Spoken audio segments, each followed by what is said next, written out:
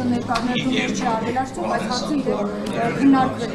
քննարկվել է։ Իհարկե քննարկվել է, դուք հիշում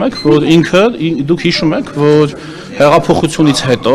իր հետ հաստատվել էին շատ նորմալ, բարի դրացիական հարաբերություններ, հաշվի առնելով, որ ասենք մեր հայրենակիցն է որոշակի հաջողությունների հասած, Հայաստանի համար որոշակի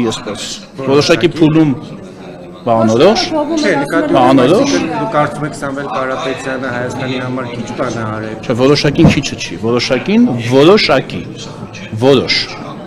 որոշ քանակի։